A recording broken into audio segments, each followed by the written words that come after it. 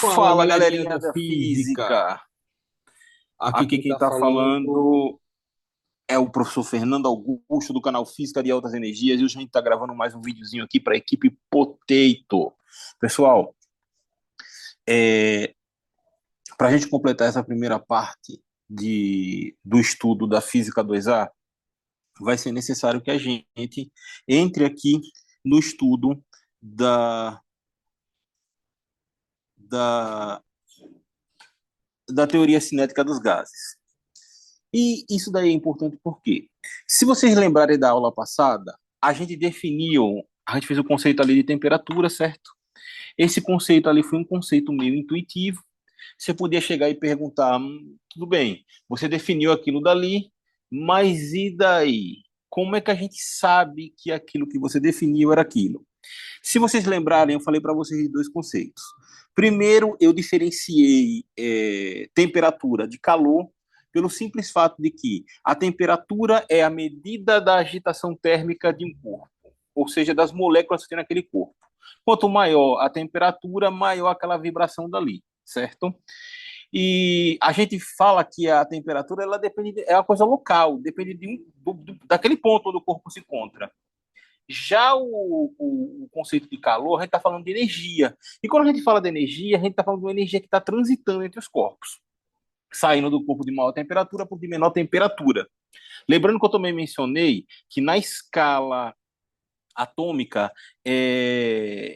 a gente tem o seguinte: um corpo que está vibrando mais, ele transmite mais para o outro. Mas aquele que está com menor temperatura, ele também está vibrando e também está emitindo energia, certo? Só que numa taxa muito menor. Isso é válido ali dentro dessa. Quando a gente fala quanticamente, né? A nível atômico, mas no mundo macroscópico, não. E, bom, tudo bem, você falou isso daí, mas como é que a gente vai realmente, de fato, conseguir relacionar isso? Uma das coisas que a gente viu na última aula foi o seguinte: a gente viu ali a equação de estado, certo? PVT, vou chamar aqui PF, VF, TDF, PI, VI, TI, na qual a gente viu ali pelos experimentos que a gente estudou, de Gay-Lussac, de Boyle, e a gente viu que aparecia ali um termo constante, e esse termo constante se relacionava ali de tal maneira que aparece a equação de Clapeyron, certo? Aparece a equação, que é essa daqui, PV é igual a nRT, tá? Então, foi essa equação daqui, a equação de estado, a gente resulta nessa equação, e aí aqui tem o seguinte, esse N aqui é o número de moles, tá? Número de mols, moles não, de mols. A nomenclatura moderna é número de mols. Número de mols fica até esquisito. Então, o número de mols a gente pode definir de duas maneiras, né? A gente pode definir ele como sendo o número de mols, a razão entre a quantidade de moléculas, Nzão, e uma constante Na, que vem a ser o que aqui, essa constante? O número de Avogadro. E aí eu faço aquela sinalização que fora da França não é conhecido, mas esse número de Avogadro também se deve ao experimento de Ampère, tá? Aquele mesmo lá da física da eletricidade, tá? Então, esse número de Avogadro-Ampère é aquele que vale 6,02 vezes 10 elevado a 23, e aí pode ser átomos, moléculas e etc. Vai depender de cada caso. Tá, tudo bem, você definiu isso daí, você encontra isso daí, mas e na prática? Bom, se vocês pensarem aqui que a gente está tratando o lado direito dessa equação, é um lado que a gente tem ali, com exceção da temperatura, todos os demais termos são termos constantes, se você for pensar. Eu posso escrever o seguinte, eu posso escrever aqui que PV vai ser igual a N sobre. Aí agora eu vou fazer esse truquezinho matemático aqui, é o seguinte: R sobre NA vezes T. R sobre NA vezes T. E aqui, o R para a gente ele está definido da seguinte maneira: para a gente trabalhar aqui na física, o R é definido como sendo 8,31 joules por Kelvin vezes mol, né? A gente define isso daqui. E aqui a gente tem a seguinte questão, olha só. Eu tenho um número de Avogadro, o número de Avogadro ele está correspondendo, por exemplo, 1 mol de uma molécula, certo? Tem o quê? 6,02 vezes 10 elevado a 23, tá? Então, essa é a definição para o número de Avogadro aqui, correspondente a 1 mol. Então, eu posso escrever da seguinte maneira aqui, ó. O meu R sobre o meu Na, ele vai ficar 8,31 sobre 6,02 vezes 10 elevado a 23, tá? De maneira que eu vou obter aqui como resultado o seguinte, ó. Eu vou obter, isso daqui é uma coisa interessante, né? Porque você pode ver que relaciona esses números, 1,38 vezes 10 elevado a menos 23. E agora, ó, joules por Kelvin. Esse valor daqui é uma outra constante, tá? Essa constantezinha aqui que a gente vai chamar assim, ó, K, é a constante de Boltzmann. Boltzmann. Se eu errei o nome dele, então me desculpe, tá? Constante de Boltzmann. Físico muito famoso, importante, que sofria, inclusive, de depressão e, infelizmente, veio cometer suicídio no auge de sua vida, né? Lamentável. Mas isso aqui só é um agregador histórico mesmo. Então, isso aqui é a constante de Boltzmann. E aí a gente pode relacionar o seguinte, essa constante de Boltzmann, ela está fazendo referência entre quê? A uma relação entre energia e temperatura. Ou seja, ela está aqui, ó, vou dar aqui de cor rapidinho, ela está relacionando energia, que é Joule, e temperatura, que é Kelvin. Então, aí a gente já chega àquela seguinte conclusão. Espera aí. Então, existe uma relação entre energia e temperatura. Existe. E como é que fica a minha equação agora de estado aqui, a minha equação de Clapeyron? PV vai ficar igual a N, onde esse N agora vem a ser o nosso número de moléculas, certo? E aqui, ó, vai ser K, constante de Boltzmann, T. Ok? É a nova equação. Aí você pode chegar aqui e perguntar, tudo bem, tá, mas e aí? Como é que tudo isso daí vai se relacionar e a gente vai chegar naquele resultado? Bom, é, a gente vai fazer agora iniciar esse estudo da seguinte maneira, né? Teve um trabalho ali que foi iniciado com o engenheiro e físico Daniel Bernoulli, tá? E esse trabalho daqui ele vai ter uma relação bem interessante. Eu queria lembrar que quando a gente estudou física B, quem estudou comigo sabe que eu adoto aquela ideia da gente fazer o estudo do centro de massa, começando para duas partículas e unidimensional. E aí a gente evolui esse estudo para N partículas e depois para N dimensões, e a gente vê que todos os resultados são equivalentes. Tá? O mesmo acontece aqui, com a diferença que a gente não precisa de duas partículas, a gente pode pensar em uma só.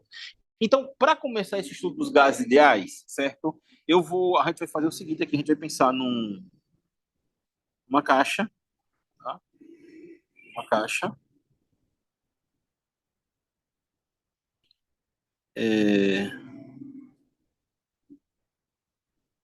uma caixa simples, certo?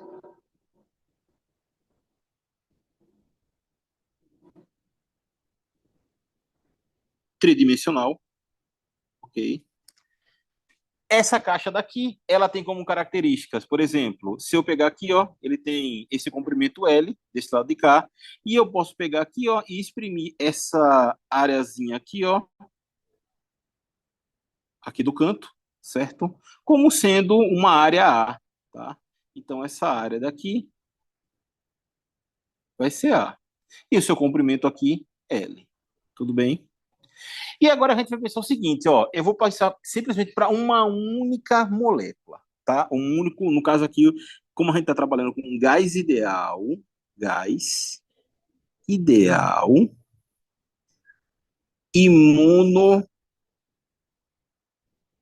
monoatômico,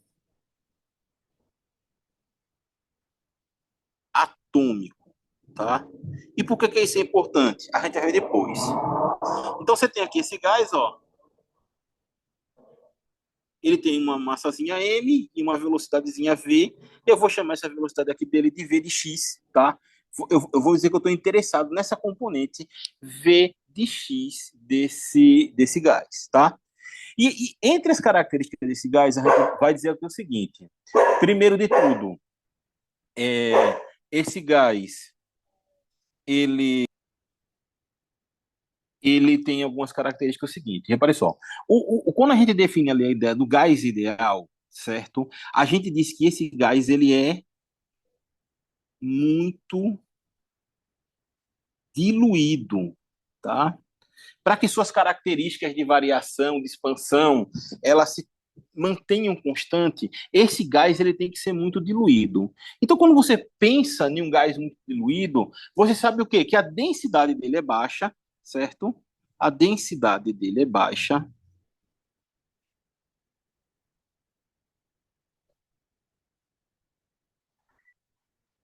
ao ponto, ao ponto que ele não interage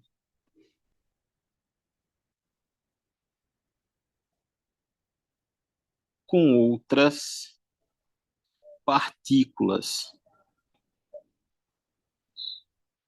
Tá, a gente vai começar esse estudo pensando em um único átomo, certo? Mas quando a gente pensa no todo ali dentro, tem vários. E ele é tão diluído que ele não consegue interagir. A única interação que ele faz, se a gente vai mencionar aqui, a única interação é uma colisão elástica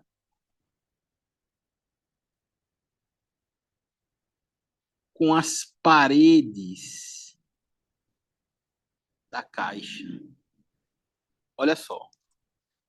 Então, olha o que está acontecendo aqui. A gente tem gás. Esse gás ele é extremamente diluído, certo? Ele está se mexendo dentro dessa caixa, tá? Ele vai de um lado para o outro. E aí, ele não bate entre eles, certo? Mas aí ele bate na parede da caixa, tá? Então, ele chega aqui, ó. Ele bate em uma parede da caixa, no processo, e ele volta. Ele vai ao outro lado, ele bate e ele volta. E essa interação, como se trata de uma interação de uma molécula, certo, ali atômica, ela tem um tempo baixo, um tempo curtíssimo, tá? E como se trata de um tempo muito curto, não é interessante para a gente fazer esse estudo, já que a própria termodinâmica ela é um estudo de tempos médios. Aquelas medidas que você faz, ela tem que ter um tempo, que é um tempo muito grande em relação à escala atômica. Por exemplo, você coloca o termômetro ali debaixo do braço para você fazer a sua medida da temperatura. Necessário que você aguarde um instante para que o seu corpo entre em equilíbrio térmico com o material de que é feito o termômetro, de maneira que o quê? Que aí vocês tenham essa igualdade e você possa aferir a sua temperatura. Isso é muito grande para a escala atômica, tá? Então, a gente sabe o seguinte aqui, ó. Se a gente lembrar lá de física B, a gente sabe que o impulso, ele é a força que é aplicada num intervalo de tempo, tá? Você vai, mas a gente está falando de física de termodinâmica, e você está falando de impulso. Vamos ver por quê. Isso daqui, ele é igual, a gente pode escrever aqui, ó, como uma variação de momento. Vamos lá, eu vou botar o momento zero menos o momento um aqui, tá? E de que maneira isso aqui vem se relacionar? Bom, a gente sabe que o momento, ele é a massa vezes a velocidade do corpo. Como a gente está tratando aqui do eixo x, certo? Vai ser m vx. E aqui a gente está tratando ela de maneira escalar nesse processo. Não estamos tratando vetorialmente. A gente está ali dentro do eixo x, tá? De maneira que o quê? Você tem o seguinte, olha, o meu P0 é esse. E o meu P1 é um instante o quê? Depois, olha só, ele bate na parede, certo? Quando ele bate na parede, ele muda de sentido. Ou seja, ele vai dizer ali, ó, o meu P1 vai ser igual a menos mvx. Tá claro isso? Tá? E aí a gente pode chegar aqui e escrever o seguinte, ó, a minha força vezes o meu intervalo de tempo, que é o meu próprio impulso, ele vai ser, ó, mvx mais mvx, que vai ser igual a 2mvx. Tá aqui, eu encontrei, tá? Mas a gente não está interessado em nesse conceito, no caso aqui que eu digo, é, de um intervalo de tempo de uma colisão muito curta. A gente precisa de quê? Precisa de um conceito médio para isso. Então, a gente vai utilizar a ideia daqui de força média, tá? Força média. Eu vou usar a ideia, isso aqui vai ser a força média, certo? Força média. E a gente vai usar um intervalo de tempo para que a gente possa formular, que vai ser também aqui um intervalo de tempo delta t, certo? Esse intervalo de tempo delta t, ele vai ter uma condição para a gente fazer isso, que vai ser o seguinte, ele vai ser um intervalo médio, no qual ele vai ter a seguinte característica, ele vai ser um intervalo entre duas colisões consecutivas, tá? Intervalo, delta t entre duas colisões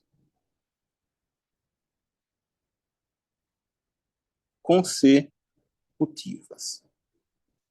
Então vamos lá. Como é que vai ser isso aqui, ó? Ele vai lá bater na parede e aí ele vai fazer um deslocamento todo e aí ele vai bater na outra, certo? E quando ele voltar, qual a distância que ele percorre dentro desse intervalo? Ele bate, vai, bate e volta.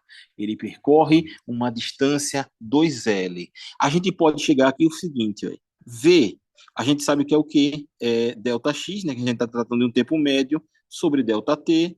Eu posso dizer que meu delta t é igual a delta x sobre Vx, certo? E quem é que vai ser meu delta x? O meu delta x, já que vai ser assim dessa maneira, vai ser 2L. Então isso aqui fica 2L sobre Vx. A gente tem essa condição de fazer isso daqui, tá? Então, como é que fica para mim?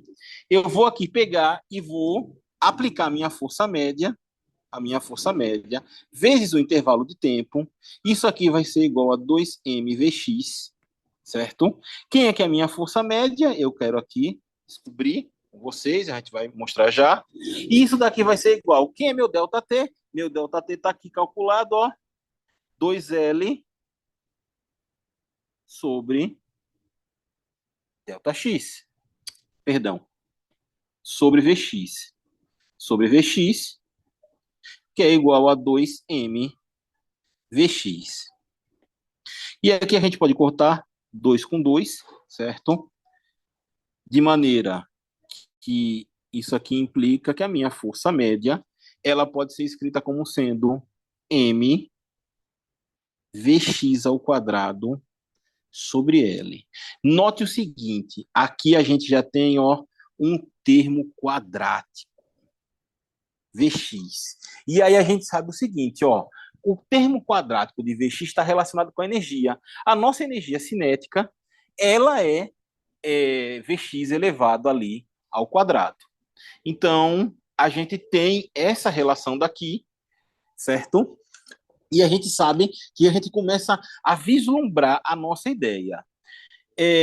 Agora é o seguinte, quem é que vai ser essa força média aqui para a gente? Bom, se é uma força média, que eu estou pensando ali nessa interação dessa molécula, eu posso pensar o seguinte, eu posso pensar que cada molécula dessa, mesmo tratando só de uma aí agora, ela vai bater na parede de maneira que ela vai gerar o quê? Ela vai gerar uma pressão, tá? E aí, quando a gente for pensar, certo? Pensando ali em termos de pressão, qual é o conceito de pressão? Uma pressão média, ou seja, exercida ali para cada moléculazinha daquela média, vai ser a força média que ela vai exercer, certo? Sobre quem? Sobre a área dela. Isso aqui implica para mim o seguinte, ó. A minha força média vai ser a minha pressão média vezes a área, tá? Então, ó, apareceu aqui esse termo daqui de área. A gente vai voltar lá e substituir isso na equação. Olha só, então isso aqui vai ficar uma pressãozinha média, certo? Vezes a área é igual a massa vezes a velocidade de x ao quadrado sobre L. E aí o seguinte, ó, quem é a área vezes L. A área da base vezes esse comprimento L, que pode ser a altura, a gente sabe que é o quê? É o volume, tá? Então, eu posso pegar aqui e escrever da seguinte maneira, ó. Isso daqui é a minha pressão média exercida ali por uma molécula, vezes o volume. E isso aqui vai ser o quê? mvx ao quadrado.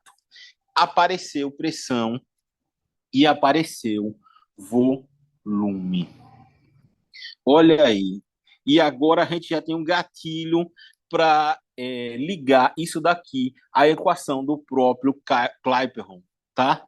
Mas repare só, a gente aqui só está pensando para uma única partícula. Um, uma partícula, o átomo, né? Monoatômico. A gente está pensando nisso. E ideal. Então, é o seguinte, se eu fizesse essa mesma relação para outra partícula, e eu podia chegar aqui e dizer o seguinte, ó, pressão 1, média, certo? Volume é igual a massa de 1 vezes Vx de 1 ao quadrado. Se eu fizesse para 2, tá? Eu encontraria, e assim sucessivamente, tá? Até N. Tá? Então, aqui seria a pressãozinha média vezes o volume da enésima partícula, a massa da enésima partícula, e aqui o Vx de n ao quadrado. O seguinte detalhe que a gente tem que ressaltar é essas partículas elas são todas iguais, já que a gente trata de um gás monatômico. Tá? Então, características como pressão e a massa delas vão ser todas iguais. Então, eu posso pegar isso daqui e colocar em termos de um somatório, tá? Ou seja, eu posso pegar aqui, ó, a minha pressãozinha média vezes o meu volume vai ser igual ao somatório, tá? Da massa vezes a velocidade aqui ao quadrado. Tá? E aqui a gente pode fazer a seguinte relação. Olha, se eu estou somando, eu posso aqui pegar, simplesmente, eu posso multiplicar e dividir por uma quantidade de partículas de meu interesse. Ou seja, a gente podia fazer o seguinte aqui, ó. Eu podia pegar aqui, ó, N sobre N, tá? Por que que eu estou fazendo isso? Vocês vão ver aqui agora isso daqui. Porque é o seguinte, olha só, se isso daqui eu estou fazendo, eu não tenho como medir a interação de uma partícula só, então a gente está fazendo a média. Mas se eu pego isso daqui e expando para uma quantidade muito grande de partículas, então esse termo P, ele já não deixa de ser a pressão mais média por partícula. Ela passa a ser o quê? Ela passa a ser a pressão que a gente mede na caixa, a medida macroscópica. Então ela deixa de ser o nosso P médio e passa a ser o quê? O nosso P, certo? Então fica PV igual a quem? Vai ficar igual ao seguinte. Aqui a gente vai escrever N, esse termo daqui, que é a quantidade de átomos ou moléculas que tem ali dentro, vezes a massa, vezes a velocidade de x ao quadrado média. Aí você diz, mas espera aí, por que a média agora? Porque repare só, se eu tenho N partículas aqui, eu eliminei o termo médio da equação. Beleza, tudo bem. Mas é o seguinte, eu dividi por esse termo médio. Então, eu estou caracterizando essa velocidade exclusivamente ali para uma partícula. Então, ela vai ser a velocidade média de uma única partícula. Então, esse termo aqui, ó, Vx ao quadrado é igual a Vx ao quadrado sobre N, tá? Tá claro isso? Quando a gente pensa em termos de uma partícula, a gente não consegue medir. Então a gente tira a média. Quando a gente pensa no todo, a gente vê ali o total. Ok? Então a gente encontrou esse resultado daqui. E esse resultado aqui é incrível, tá? Porque a gente já tem uma ideia de que está relacionando com energia nesse processo. Embora a gente não esteja vendo, a gente pode relacionar dessa maneira. E aqui tem o seguinte, olha só, quando a gente fez ali a ideia da caixa, deixa eu botar aqui rapidinho para a nossa caixa, eu pensei só em termos de VX, tá? Mas eu poderia fazer a mesma coisa aqui, tá? Para quê? Para VY, certo? A gente podia pensar em termos de VY, ou podia pensar em termos de VZ também. E qual seria a diferença entre um e outro?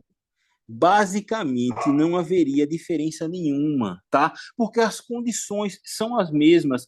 Tudo que vai mudar é simplesmente a dimensão do processo que ele está ocorrendo. Então, eu posso pegar aqui e dizer o seguinte, ó, cada, cada contribuição dessa daqui, elas vão ser equivalentes. De maneira, ó, que o meu Vx médio ao quadrado, ele vai ser igual ao meu Vy médio ao quadrado, que é igual ao meu Vz aqui, médio ao quadrado. Essas três condições, elas são iguais, tá? E você podia, para tentar demonstrar isso daqui, simplesmente resolver essas equações novamente, esse processo, só mudando de eixo, você vai encontrar o mesmo resultado. Dentro dessa condição, a gente sabe que essa a aproximação daqui é uma aproximação real. Ela é completamente aceitável. De maneira que a gente sabe o seguinte, ó, quando a gente pensa lá em vetores, a gente sabe o quê? Quando a gente quer saber o valor total ali daquele conjunto relacionado dos vetores, a gente vai saber o seguinte, olha, a minha velocidade ao quadrado, ela vai ser o quê? Ela vai ser essas velocidades aqui média, ou seja, vai ser o meu Vx ao quadrado aqui médio, mais o meu Vy ao quadrado médio, mais o meu Vz ao quadrado médio. Isso aqui é possível. De maneira que é o seguinte, olha, eu sei que Vx é igual a Vy é igual a Vz. Então, eu posso relacionar essa quantidade daqui, certo? Que é a velocidade total do sistema, da partícula ali no sistema, com simplesmente a componente de V de x, tá? Então, eu posso pegar isso aqui, ó, vai ser o seguinte, ó, meu V ao quadrado, ele vai ser quem? O meu V ao quadrado, esse V ao quadrado médio aqui, né? V ao quadrado médio, ele vai ser igual, olha só, substituindo aqui, vai ficar quem? 3Vx médio ao quadrado. Então, eu chego nessa relação daqui. Ou seja, aqui também eu posso dizer que o meu Vx ao quadrado aqui, o meu Vx médio ao quadrado, ele vai ser igual a 1/3 de V médio ao quadrado, tá? E aqui a gente vai pegar, ó, e vai substituir lá na nossa equaçãozinha ali, que é da seguinte maneira. Eu vou ter pressão vezes volume, vai ser igual a N, tá? E aqui vai ficar quem? M V médio ao quadrado sobre 3. E aqui é o seguinte, olha, eu posso pegar aqui, multiplicar e dividir por 2. Simplesmente isso daqui, a gente pode fazer isso daqui. Eu posso pegar aqui, ó, botar aqui em amarelo, eu multiplico por 2. Chega, eu quero obter ali aquela energia cinética e divido por 2, tá?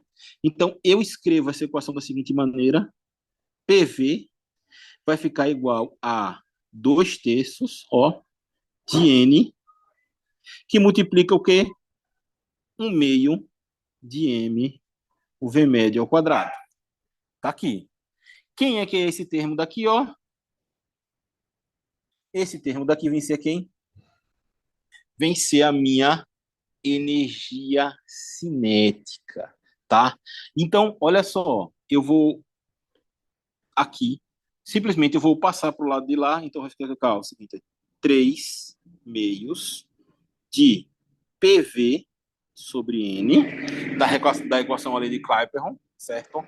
Isso aqui vai ser igual à minha energia média cinética, tá? E aqui a gente vai dar um termo para essa energia, certo? E que termo vai ser esse? Essa daqui vai ser, ó, a energia cinética energia cinética translacional média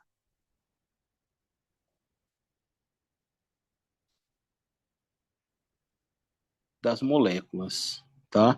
Já que a gente está tratando só de termos de translação, certo? Esse aqui é o resultado. E note o seguinte aqui, olha só. Olha o resultado. Se eu pegar a minha equação, ó, eu sei o quê? Que PV é igual a NKT. Então, PV sobre N é igual a KT. Preparem-se para explodir a mente de vocês. Isso aqui vai ficar o seguinte, aí. O meu K médio, que é a minha energia cinética translacional média das moléculas, ela vai ser igual a 3 meios de KT, onde esse K é a constante de Boltzmann. E aqui eu estou mostrando a vocês que a temperatura, o que a gente mede macroscopicamente ali no termômetro, ela tá relacionada com a energia cinética, ou seja, a energia de movimento das moléculas. Olha que resultado incrível. Isso daqui é uma das coisas mais impressionantes que tem. Porque você está fazendo uma relação entre um mundo microscópico, um movimento do mundo microscópico, com uma medida macroscópica, tá? E isso daqui é uma coisa incrível, tá? Isso aqui é literalmente de arrepiar, ok? Apareceu esse termo aí, 3 meios e tudo, tá? E você pode pensar assim, mas o que é que vem a ser esse termo 3 meios que apareceu aí? Tá? Você fez aquela relação e tem aquela relação com os eixos que a gente encontrou, ou seja, o eixo X, o eixo Y e o eixo Z. A esse termo daqui que apareceu, a gente vai dar um nome, tá? Que vai ser o seguinte: isso aqui, esse 3 aqui, esse 3 aqui, ele vai estar relacionado aos graus de liberdade, aos graus de liberdade do gás, tá? O que é que vem a ser o grau de liberdade, tá? A gente vai definir ela como o seguinte aqui, olha. O grau de liberdade é a quantidade, a quantidade, a quantidade de termos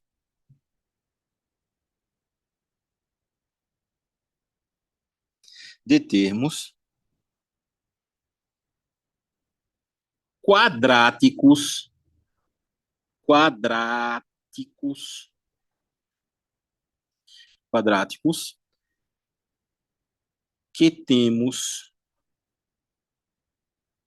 Não, perdão, pessoal. Eu vou tirar o quadráticos aqui, tá? Porque tem graus de liberdade que não são quadráticos, mas eles contribuem para a energia, mas não para a energia térmica, tá?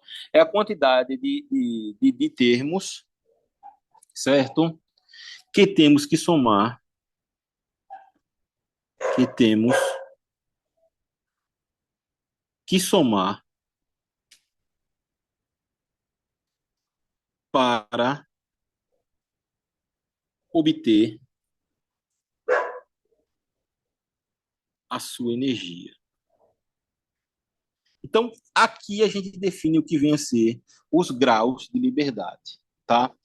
E agora a gente vai pensar isso daqui, desse grau de liberdade, a gente vai pensar em termos quadráticos. Por quê? Se vocês perceberem o seguinte, olha só, a gente teve uma velocidade média de x ao quadrado, né, a contribuição energética, a de y também ao quadrado e a de z também ao quadrado. Ou seja, cada termo daquele é um termo quadrático e cada um deles entrou nessa soma daí com KT.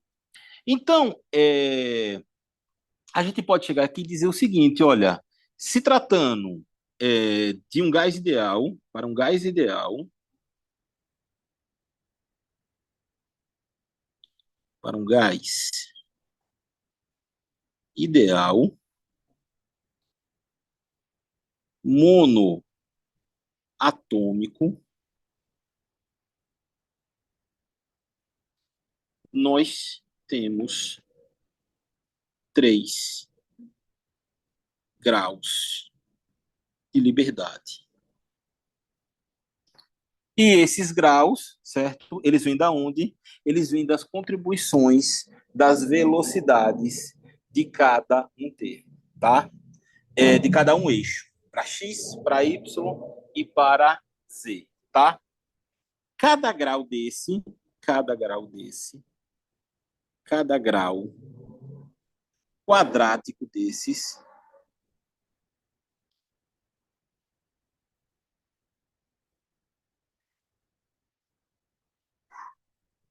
x, y e z contribuiu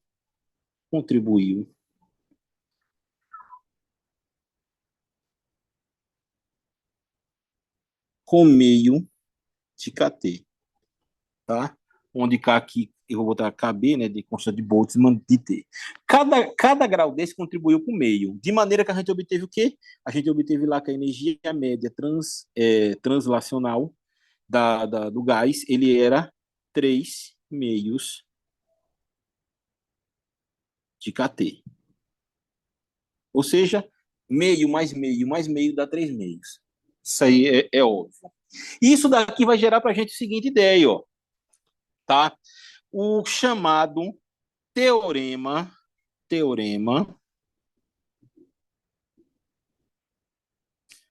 da equipartição de energia.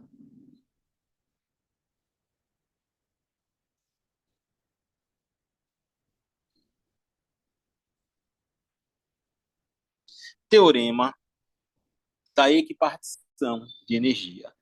Só que esse teorema da equipartição de energia fica no vídeo seguinte, tá? Porque vai acabar o tempo desse vídeo da gente. Até daqui a pouco.